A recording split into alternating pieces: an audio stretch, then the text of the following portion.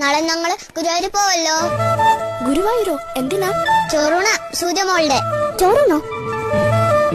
സൂര്യമോളില്ലേ എന്റെ അനിയത്തി, അവളെ ഉണ്ടല്ലോ. ഞങ്ങൾ ഗുരുവായൂർ കൊണ്ടോ, എന്നിട്ട് അവിടെ വെച്ച് ചോറ് കൊടുക്കും. നിങ്ങളുടെ വീട്ടിൽ ചോറില്ലേ? എന്തിനാ അവിടെ കൊണ്ടുപോന്നേ? വീട്ടിൽ ചോറുണ്ട്, എന്നാലും ഗുരുവായൂർ പോകും.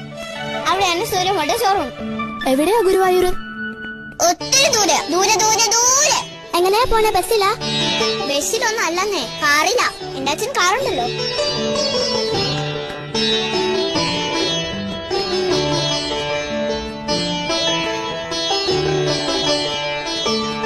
ഈ ചോറുണ്ടെന്ന് വെച്ചാ എന്താ ജാനിക്കുട്ടി?